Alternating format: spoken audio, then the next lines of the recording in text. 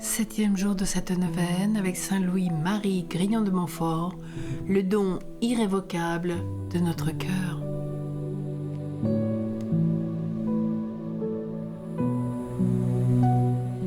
Dans ses livres du traité de la vraie dévotion et de l'amour de la sagesse éternelle, il est dit « Je dis que nous devons être à Jésus-Christ et le servir non seulement comme des serviteurs mercenaires, mais comme des esclaves amoureux qui par l'effet d'un grand amour se donnent et se livrent à le servir pour l'honneur seul de lui appartenir.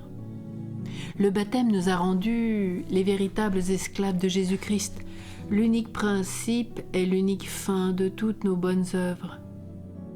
Faisons à la sagesse éternelle et incarnée un don irrévocable de notre cœur qui est tout ce qu'elle nous demande. La sensibilité moderne se hérisse et se révolte en entendant les mots d'esclave ou d'esclavage.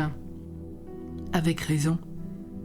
Comment pourrait-on réagir autrement face à toute personne exploitée ou réduite par son semblable à une servitude déshumanisante?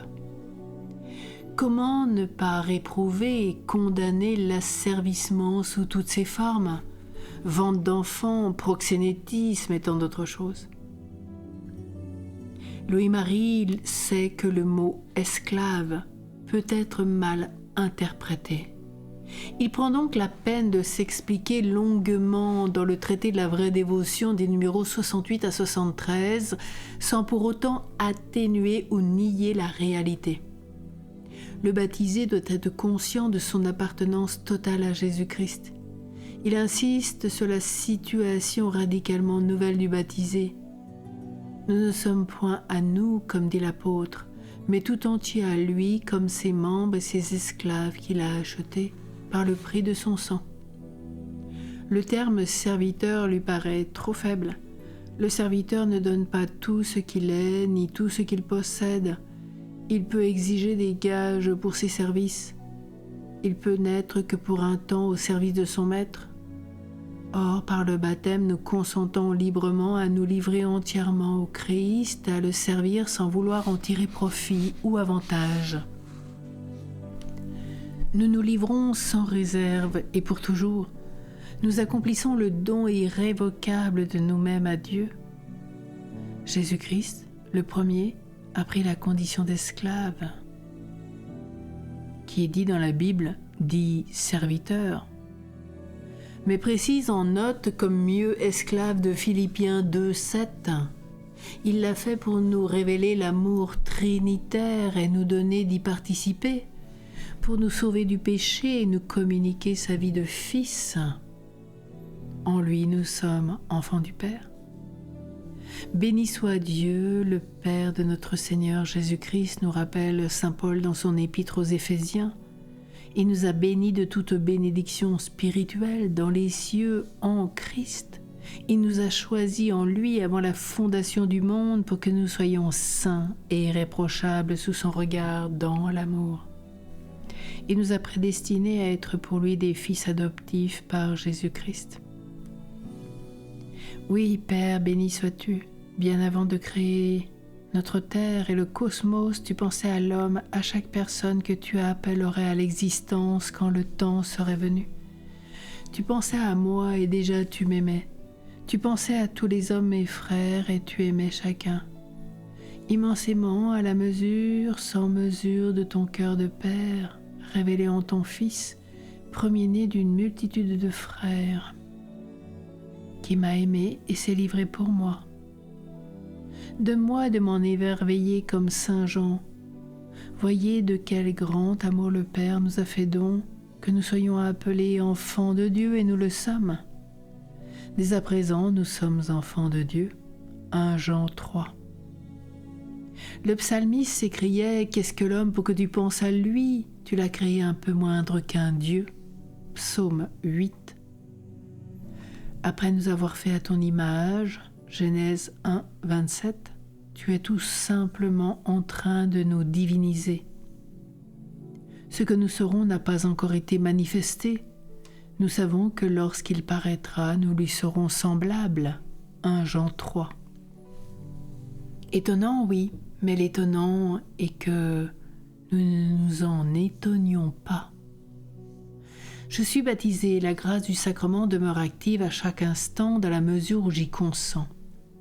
L'amour de Dieu a été répandu dans nos cœurs par l'Esprit Saint qui nous a été donné, nous dit saint Paul dans son épître aux Romains. Le but de la vie baptismale est que la présence de l'Esprit en moi soit si incorporée à mon aide qu'il transforme peu à peu mes pensées, mes paroles, mon amour, mon comportement en ceux du Christ. Je vis, ce n'est plus moi qui vis, c'est Christ qui vit en moi. J'ai en quelque sorte la double citoyenneté, celle du ciel et celle de la terre.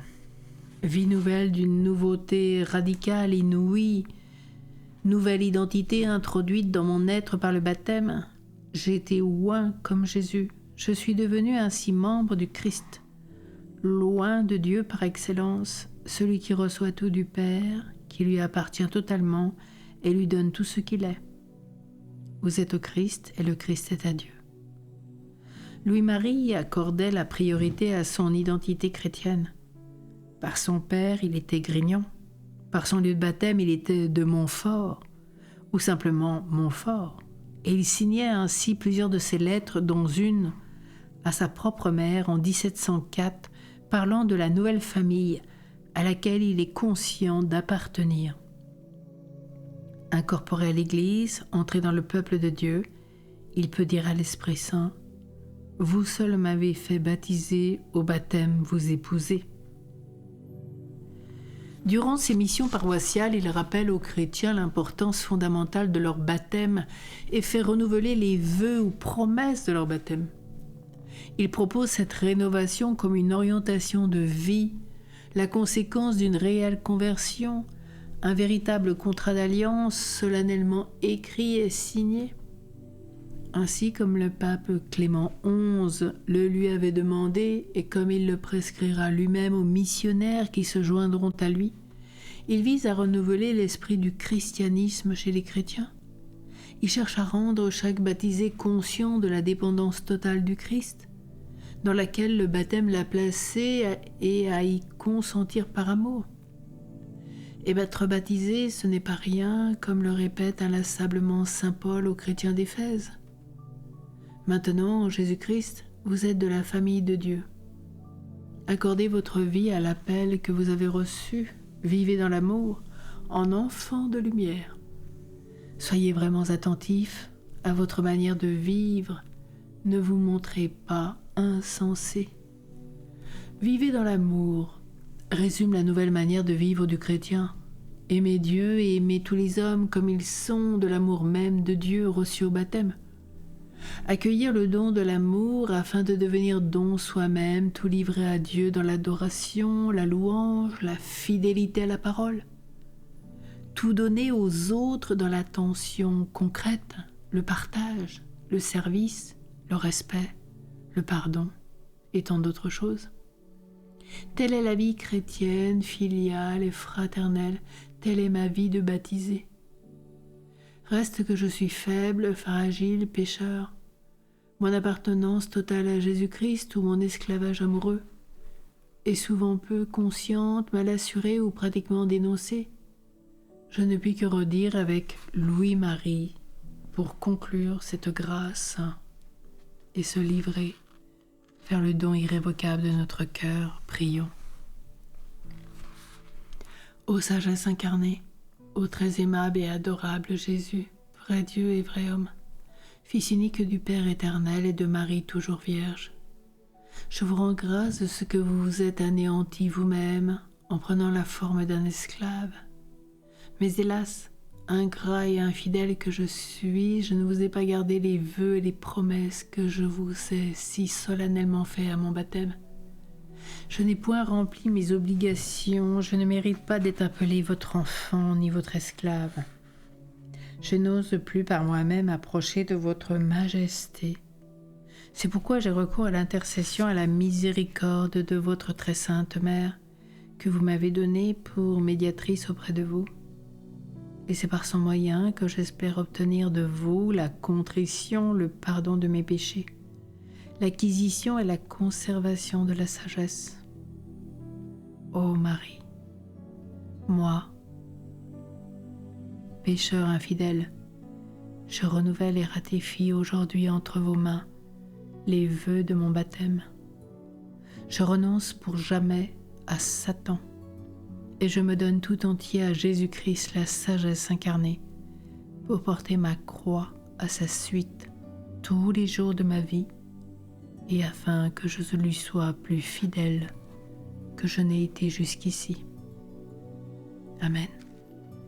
Saint Louis-Marie Grignon de Montfort, priez pour nous.